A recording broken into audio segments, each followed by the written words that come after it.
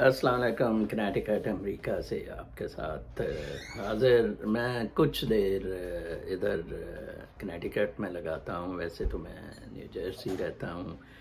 آج کا میرا ویلاگ ایک بنیادی مسئلہ جو پوری انسانیت، پورے ممالک کو درپیش ہے، اور وہ ہے کہ کس طرح ٹھگ رولنگ ایلیٹ نے عوام کو قید کیا ہوا ہے.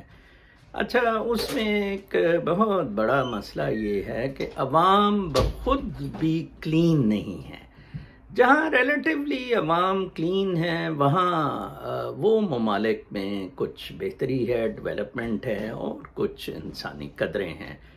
لیکن جہاں عوام بھی اس بدماشی، فراڈ، چلاکی، مکر اور فریب کا حصہ ہے جو کہ مادہ پرستی کے لیے بہت ضروری ہیں، وہاں معاملات کچھ بہت ہی ابتر ہیں. پاکستان میں تو خیر یہ بالکل ہی اب تباہ و بربادی کی طرف جا رہا ہے. اس کا جو سلسلہ ہے، کل میں رضی دادا کی ایک کلپ دیکھ رہا تھا تو میں بڑا ہنس رہا تھا. رضی دادا پے رول پہ ہے نواز شریف کے، تو وہ ثابت کرنے کی کوشش کر رہا تھا کہ کس طرح اسٹیبلشمنٹ کا جو کشمیر سیٹلمنٹ ہوا ہے وہ اب نواز شریف کے ساتھ کمپرومائز کر کے تو اس کو تھوپنا چاہتی ہے، کیونکہ عمران خان کے کندھے بڑے ناتوان ہیں. اور جی نواز شریف کا کندھا بڑا مضبوط ہے. جی پورے 22 کروڑ لوگ مر رہے ہیں نواز شریف پہ. کمال ہے ویسے ان جرنلسٹ کا. اور اس میں فرما رہے تھے کہ یہ 2018 سے یہ بیک چینل ڈپلومیسی چل رہی ہے، اور انڈین جرنل، پاکستانی جرنل، اور بلا بلا بلا. تو اچھا جی، پھر اس کا مطلب ہے نواز شریف کو پتہ ہی نہیں تھا اس کا. نواز شریف نے پھر ایکسٹینشن کیوں باجوہ کو دے دی؟ اگر رضی دادا اس میں کہہ رہے جی کہ نواز شریف جو ہے اس نے ایکسٹینشن اس لیے دی کہ حالات بارڈر پہ بڑے ڈینجرس تھے اور ضروری، اس کا مطلب یہ بڑا سریپا ایک گوف آدمی ہے. یہ گانڈو کو تو بنیادی چیزیں اس کا مطلب نہیں پتہ ہے کہ بیک بیہائنڈ دا سین ہو کیا رہا ہے. دیکھیں کیا ہوتا ہے جب آپ اصولوں سے انحراف کرتے ہیں.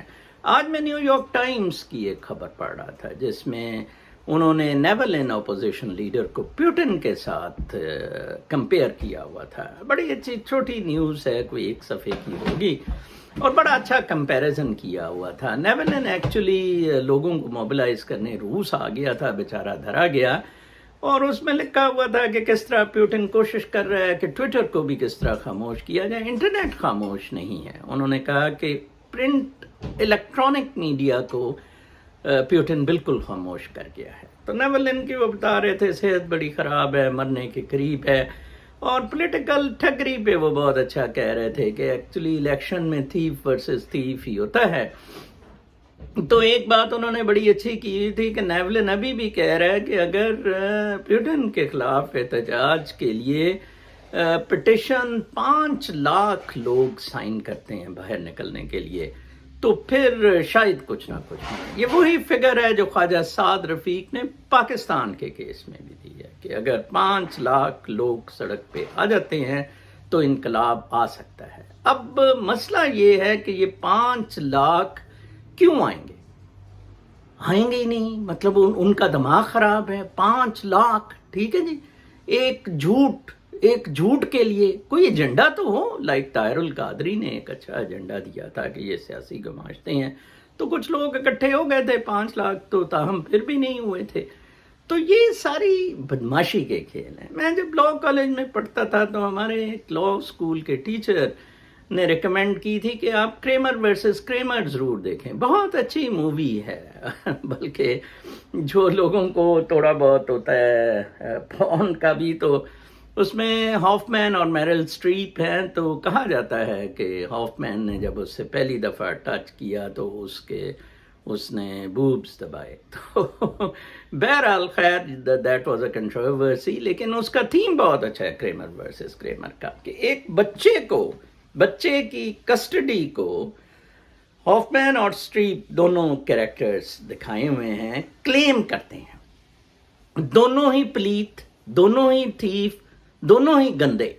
اور فلم کلوز بھی اس طرح ہوتی ہے کہ کورٹ تو دے دیتی ہے کسٹڈی ماں کو، اسٹریپ کو، لیکن ہوتا یہ ہے کہ ماں جو ہے وہ کہتی ہے کہ، اور کورٹ بھی آرگومنٹس سسٹین نہیں کرتے ہیں، دونوں طرف گند ہے، لیکن کورٹ کہتی ہے کیونکہ ٹینڈر ایج ہے تو ماں کو چلے جانا چاہیے۔ اچھا مزے کی بات یہ ہے کہ وہ تھوڑے دن ہی اس کے پاس رہتا ہے تو وہ آتی ہے واپس اس کے پاس، ٹیڈ شاید کریکٹر ہوتا ہے ہافمین کا، اور ٹیڈ کو کہتی ہے کہ تو اسے واپس لے لے اور میرا خیال ہے تیرے پاس یہ خوش رہے گا۔ اس نے کہا کہ نہیں نہیں تو اسے اکیلے اوپر مل اور یہ کر، اور اس کی جو حالت ہوتی ہے اسے اکیلے ملنے کی وہ دیکھنے والی ہوتی ہے، جیسے آنسو، اور کہ میں نے کیا ملنا، میں تو کسٹڈی کے قابل ہی نہیں ہوں، دونوں کسٹڈی کے قابل ہی نہیں ہوتے ہیں۔ یہ سارے پاکستان کے حکمران پاکستان کی کسٹڈی کے قابل نہیں ہیں۔